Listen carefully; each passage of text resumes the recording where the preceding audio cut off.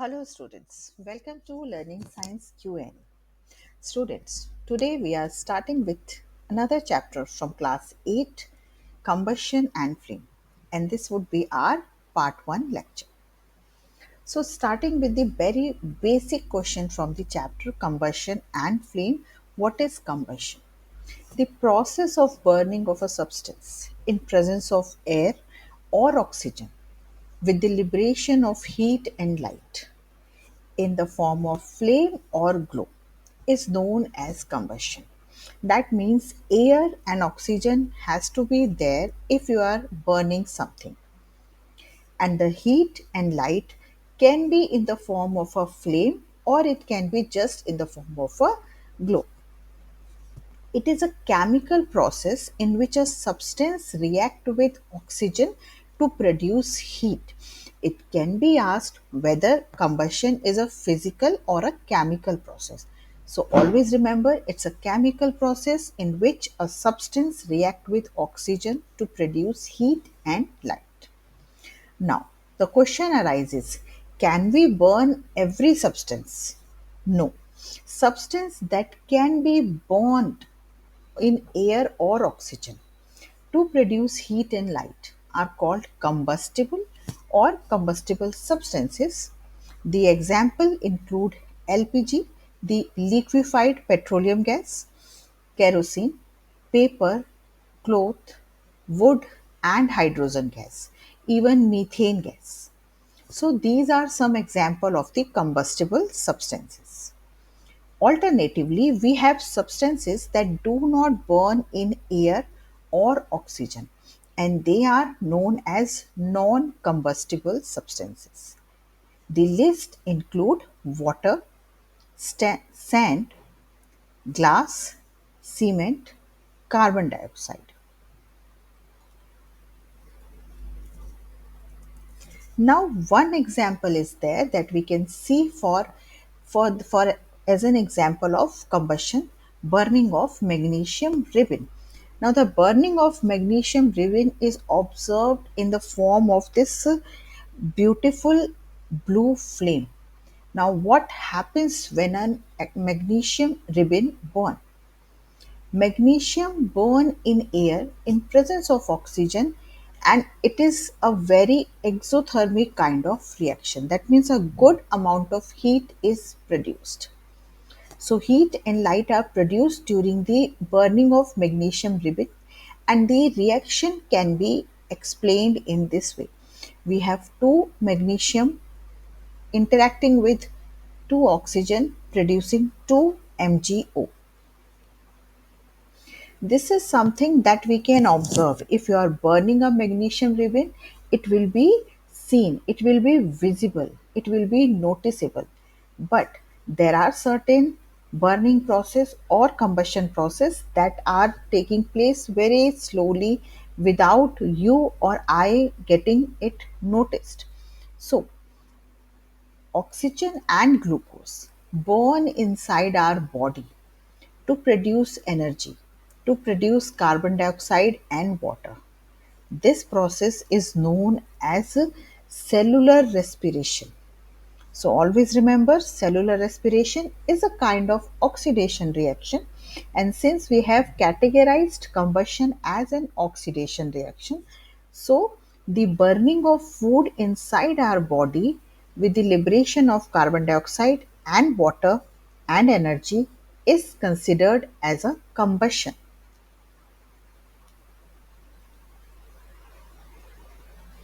Coming to the type of combustion based on the pace of burning.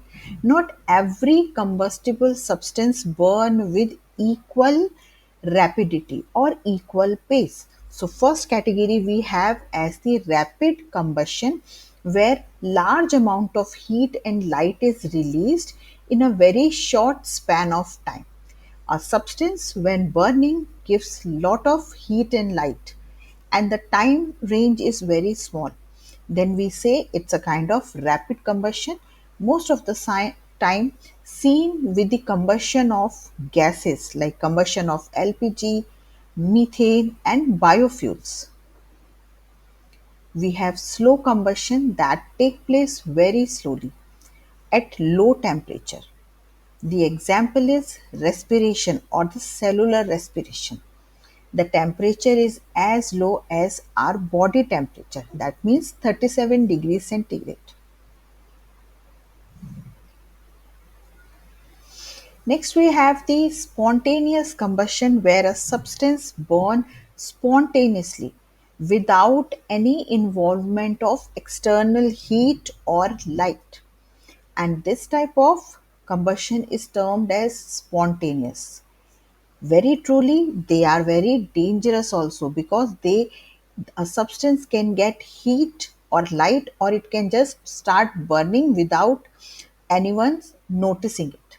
So one example included here is the phosphorus that burns at the room temperature.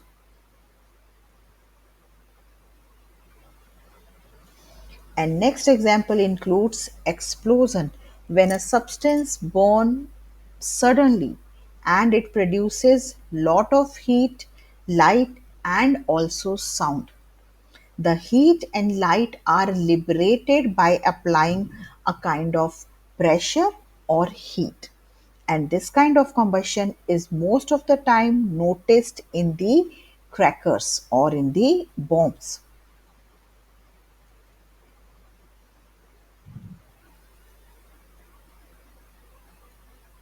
Combustion can be categorized based on the air supply that is provided at the time of combustion. So, combustion will be complete if sufficient amount of air is provided or if sufficient amount of oxygen is present in the surrounding. At that time, the combustion product or the byproduct of combustions will be carbon dioxide, water, heat, and light. And this combustion is known as complete combustion. That means burning of hydrocarbon fuel mainly are categorized as the complete combustion. We have incomplete combustion when some fuel burn with insufficient amount of air or oxygen. The combustion is termed as incomplete because the byproduct present here is carbon monoxide, which was in the earlier case carbon dioxide. Too much soot is produced. Soot is the blackish coating or deposition that is seen on things when you are trying to burn them. Water, heat, and light. That means we have most of the byproducts same except for the carbon monoxide and carbon dioxide. Always remember, carbon dioxide is almost a harmless gas, but carbon monoxide is harmful for our biological system also. Based on different kind of combustion or the different type of combustion, we can see different kind of combustion zone in a candle flame. Now, in a wax candle, you can see different layer of the combustion zone. Innermost layer, which is basically the wick of the candle, the thread that is being used, the thread that burns during the combustion, constitutes the innermost zone of the combustion or the candle. It is composed of the unburnt wax and vapors and is generally black in color.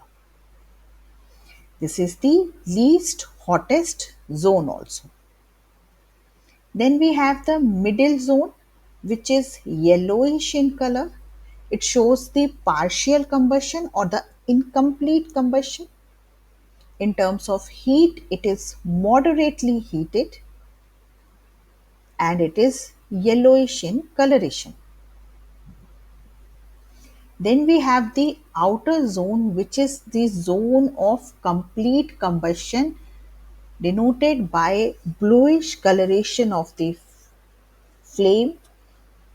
and it is the hottest part of the flame. Now, how these different zone of combustion are applicable to our day-to-day life. The outer zone, being the hottest part, is most of the time used when you are working with the precious metal. Reason? Because it is too hot that the metal or your gold and silver melts too quickly without depositing too much of soot. Because if soot will be deposited on the jewelry, it will just ruin the look of the jewelry. So this question so many times asked in the examination, why the jeweler uses the outermost flame of the candle, or you can say the outermost zone of the combustible substance, to mold our jewelry. Now before we end, we'll look to a case study based question that are now included in our new education policy.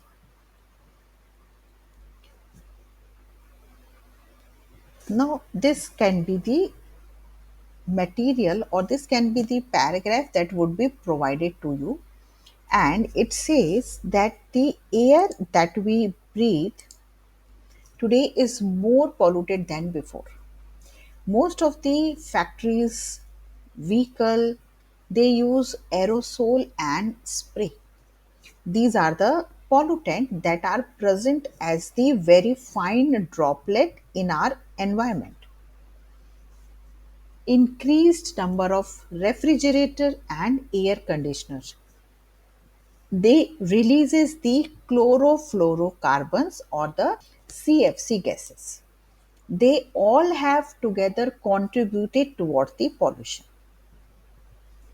Now, when these chemical along with certain other chemicals that are released from the smoke and fume, they go up to the air, they get mixed up with the water vapor in the cloud, they make it acidic, and it rains along with the water.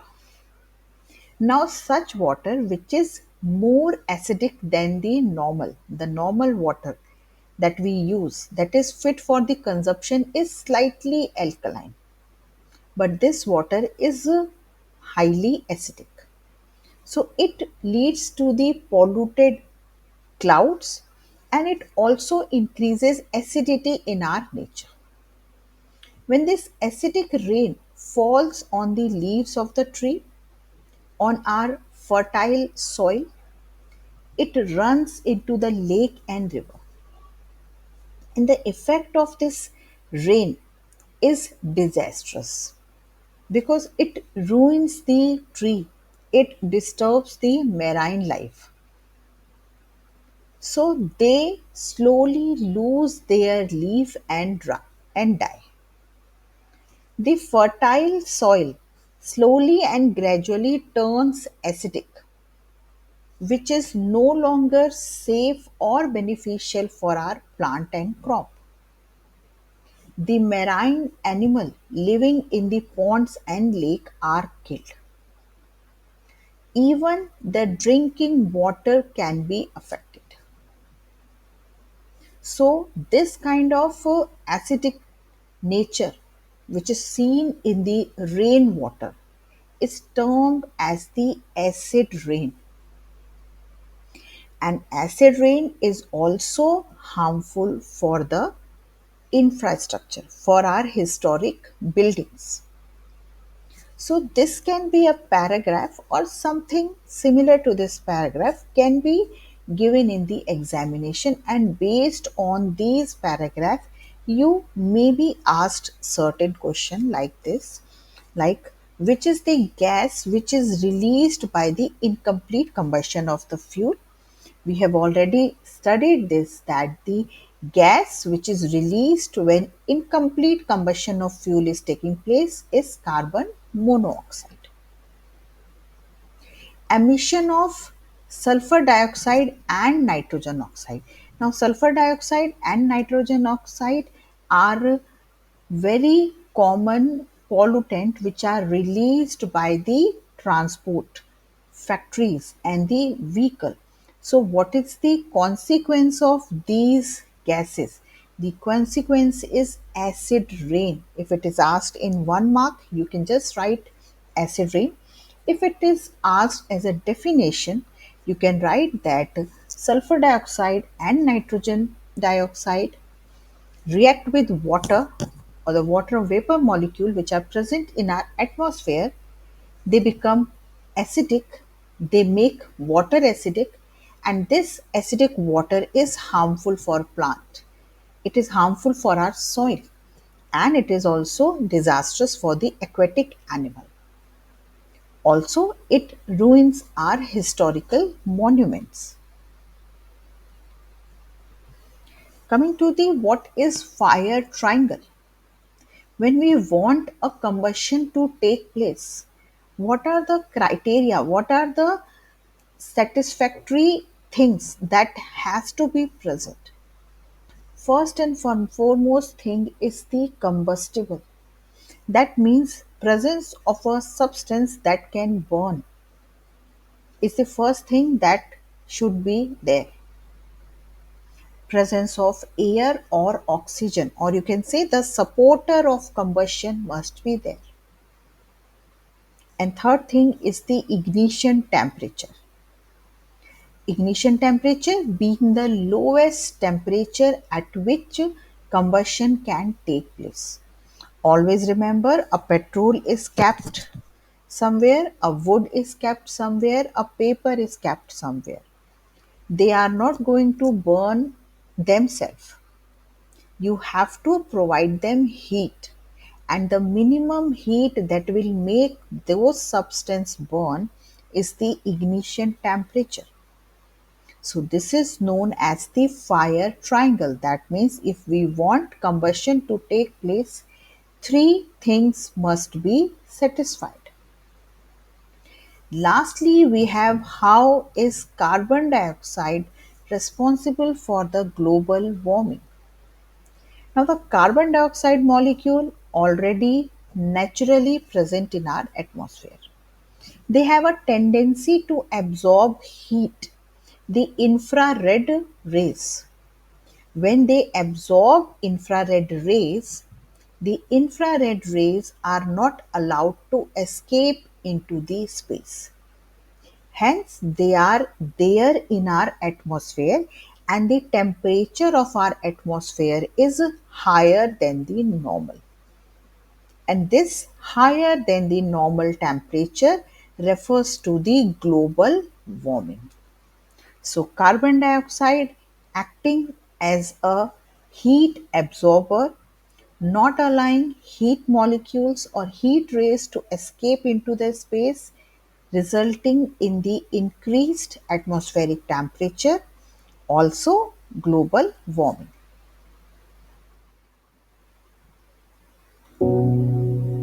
So, students, that's all for today.